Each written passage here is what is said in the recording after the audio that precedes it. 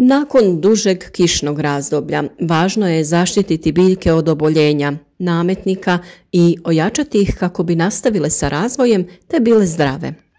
Naime, vlaga na biljkama stvara idealne uslove za razvoj gljivičnih oboljenja, kako i pojavu nametnika, najčešće biljnih ušiju. Vrlo je važno redovno tretirati biljke kako bi ih zaštitili, pogotovo ako koristite prirodne preparate.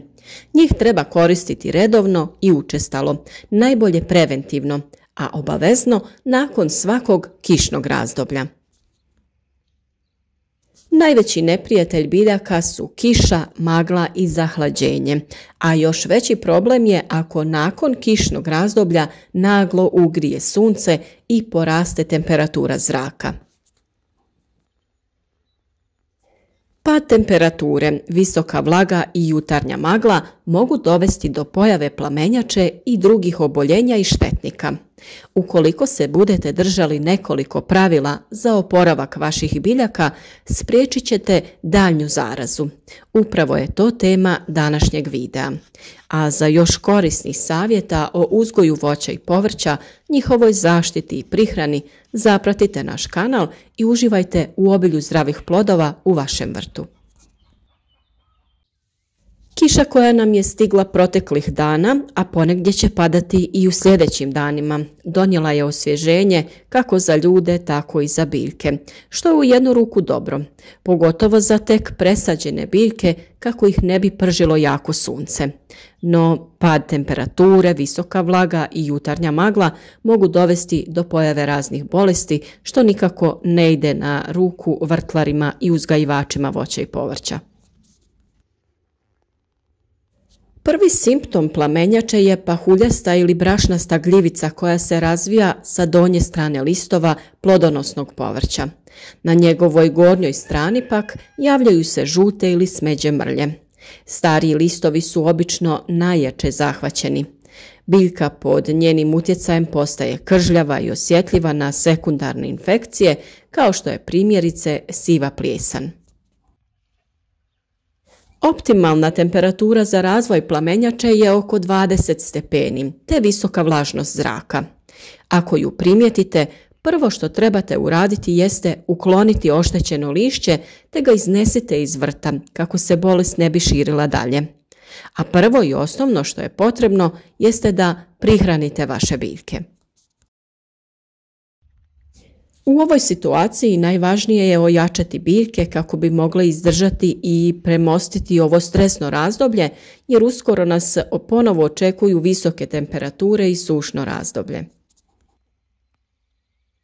Dakle, prvenstveno je potrebno biljke prihraniti, čak 2 puta sedmično, a što možete učiniti sa ekološkim hranjivima i pripravcima na bazi biljaka, kao što su kopriva, gavez, te možete koristiti kvasac ili mlijeko, prirodni, NPK i sl. Možete ih saliti ili pak prskati po lišću, to jest folijarno prihraniti, a prihranu obavljajte nakon svake kiše. Također oko biljaka možete dodati 2-3 šake glistenjaka, humusa, stajnjaka te zaliti vodom ili razmutiti neko peletirano prirodno hranjivo te zaliti tom tekućinom. Kako bi spriječili razvoj bolesti kao što je plamenjača, paradajz, krastavce, tikvice, ali i paprike i patliđane te drugo plodonosno povrće možete poprskati raznim prirodnim pripravcima kao onim od koprive ili žare te mlijeka. U slučaju da je plamenjača zahvatila paradajz, sa škarama odrežite zaražene bočne grane i listove, ali tada ostavite zaperke jer iz njih se mogu formirati novi plodovi koji će nadoknaditi gubitak na onim zaraženim dijelovima. Jedna od važnih mjera protiv ove bolesti jeste uklanjanje korova između redova i oko biljaka, kako bi imale što više zraka. Također oko njih postavite suho sjeno ili slamu kao malč kako bi se smanjilo nakupljanje vlage u međurednom razmaku i razmaku u redu. To učinite nakon što se kiša ispada i zemlja pomalo posuši. Vrlo je važno i pravilno održavati stabljike, to jest oblik biljaka. Uklanjanje zaperaka na paprici, paradajzu, krastavcu i drugim biljkama. Na taj način omogućavamo strujanje zraka kroz biljke i brže sušenje listova, što svakako pomaže u sprječavanju oboljenja. Također se na vlažnim mjestima lakše razmnožavaju štetnici, pa tu otežavamo i njihov razvoj. Prvi pripravak o kojem ćemo govoriti jeste kvasac. On je odličan pomoćnik u prihrani biljaka jer potiče njihov rast. Ishrana biljaka kvascem je učinkovita u svim fazama razvoja, iako je najbolje primijeniti ga prilikom sadnje jer jača korijenov sistem. Ubrzati će cvjetanje i sazrijevanje plodova, pa se često koristi kod uzgoja paradajza, paprike, krastavca, tikvica i drugog plodovitog bilja, ali i kod cvijeća. Kvasac sadrži mnoštvo minerala, a za istaknuti su dušik i fosfor, ali i enzimi što u tlu aktiviraju djelovanje dobrih bakterija. Priprema je jednostavna. 50 grama svježeg kvasca i 3-4 kašike šećera razmutite u 1 litri tople vode ili mlijeka. Pazite da voda nije previše topla jer će uništiti gljivice. Ostavite da ta smjesa stoji oko 2 sata, te tada razrijedite sa 50 litara vode. Ukoliko koristite suhi kvasac, 8 grama kvasca razrijedite u 1 litri tople vode, ostavite da nabuja, te također razrijedite u 50 litara vode. Tu je naravno i neizostavna žara ili kopriva, kako ko želi da je nazove. Osim što se može koristiti i za zaštitu biljaka, primjena koprive poboljšava cjelokupan imunitet tretirane biljke i koristi se u zaštiti od štetnih insekata, posebno od zelenih lisnih ušiju, te naravno u zaštiti od plamenjače. Za pripremu sredstva od žare ili koprive potreban nam je 1 kg žare na koji se dodaje 10 litara vode. Možete je narezati na sitnije komade i jednostavno prekriti sa vodom.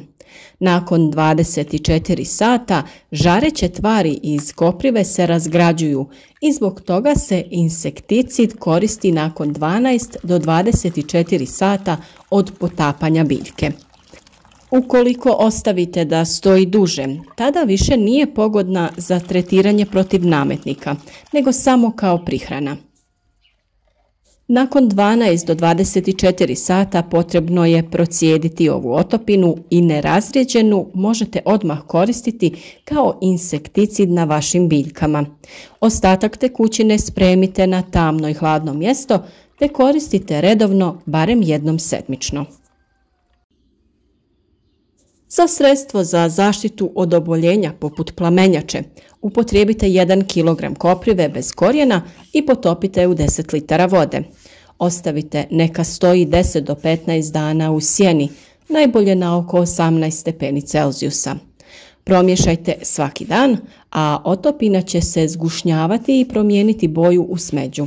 Spremna je za upotrebu kada se više ne stvaraju mjehurići zraka uslijed varenja. Tada ju je potrebno procijediti te odstraniti dijelove biljke koje ćete kompostirati. Kopriva prihranjuje biljke dušikom i štiti od bolesti. Najbolje se upotrebljava u vegetacijskom periodu svako 3 sedmice.